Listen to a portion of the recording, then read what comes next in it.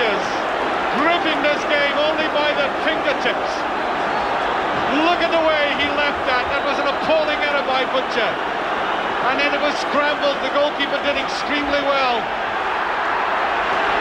Oh. An incredible ending, and there goes the final whistle.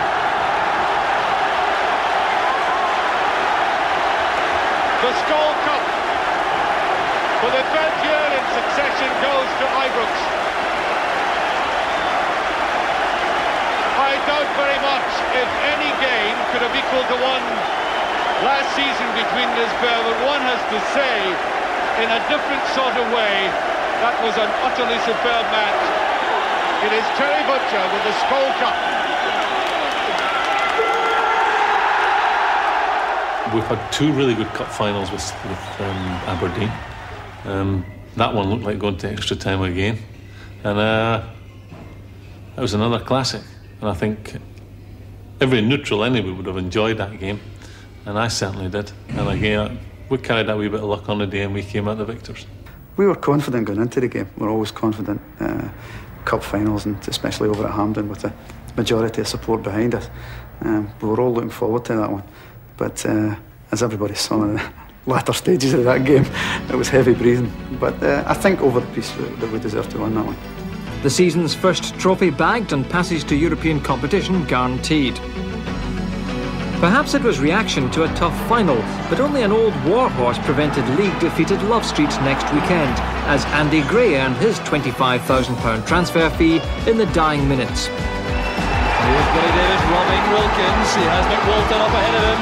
That's a great ball from Davis. Here's McWalter. And that's a magnificent finish from Mark McWalter. Stevens back to Wilkins. Time fast running out now for Rangers. Here's John Brown. Getting help from Walters. There's Andy Gray. He's made it. The equaliser for Rangers. But at the end of 90 minutes, Rangers were counting the cost of that point. They'd lost another key player, Ali McCoist.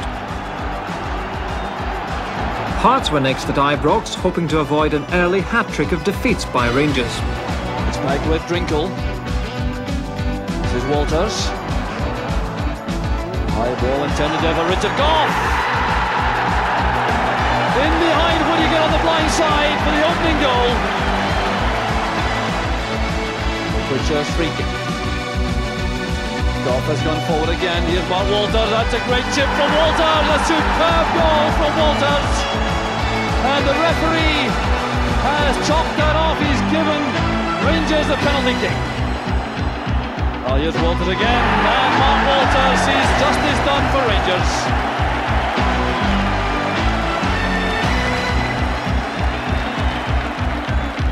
Walters with a corner kick. Butcher helps it on. There's Andy Gray. That'll settle it all right.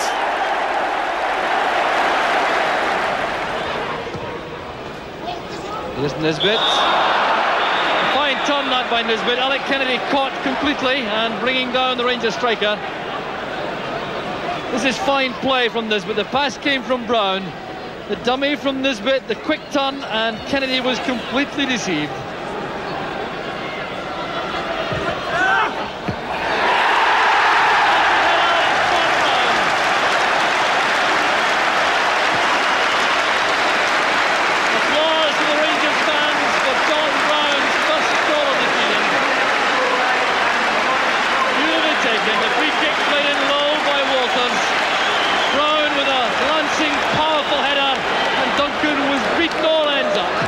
Had a few chances last season and came to the Motherwell game. We had practice on a set piece and it was for Richard Gough, but we all seemed to move at the same time, and it came to my head and I put it in. And it's particularly special in a stadium like this, you know, with the reaction from the crowd.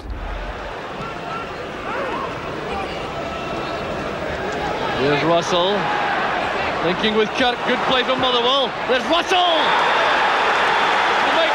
Goal for Motherwell. The 90 minutes are over. There's been a little bit of time for injury, so the referee's adding that on. Perhaps some time wasting too. Here's Mark Walters. Can Rangers do it at the last gasp? Here's John Brown. Helped on by Ferguson. There's Drinkle!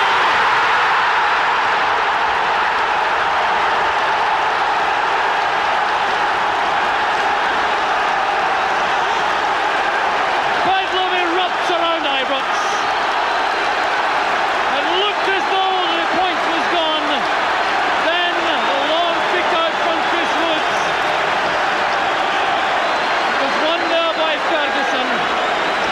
Great little turn. Then it was Wilkins. Played into Walters. On the far side was John Brown. Now watch the way this is helped on by Ian Ferguson. And there was Drinkle unmarked to win the match for Rangers. I think obviously an overall season everybody did well. There were certain times in the season when I was injured, Ali was injured, so we had our problems throughout the year, but yeah, there was a lot of chances being created and nice to take a few.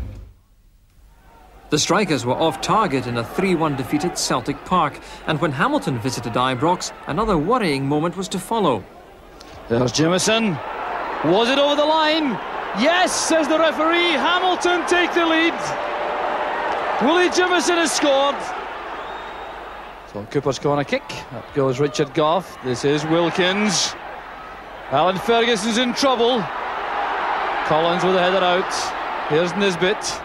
A delicate ball back inside. Andy Gray is there. And Rangers are on level terms. Another vital goal from Andy Gray. So a set piece at the edge of the box. Wilkins sideways to Ian Ferguson. Perhaps the most powerful right foot in Scotland at the moment. Cooper's corner kick. Up goes Butcher, in goes Drinkle. And that settles it for Rangers. The power in the air from Butcher and then from Kevin Drinkle. A goalless draw at Dens Park and defeats by Dundee United and Hearts spelled out Rangers' worst period of the season. But against unbeaten Aberdeen at Ibrox, the home players rose to the challenge. Wilkins locks it in. Up goes Gough. David Robertson clears. There's Gough.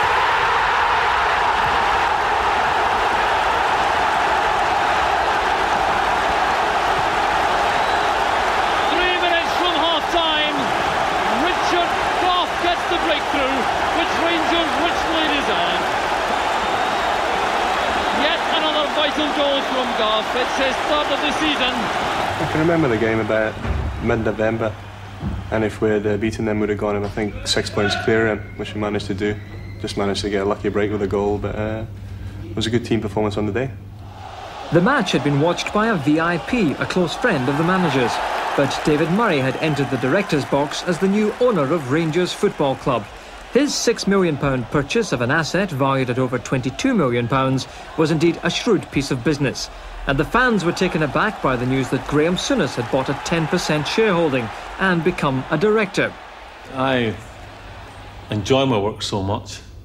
I've been at a lot of clubs that were supposedly big clubs, but I don't think there's any of them come anywhere near the stature of this club. And really it's a total involvement. I absolutely love my job, and it was just another step. Obviously, as the owner of the football club, the place is yours, but do you ever think of it that way?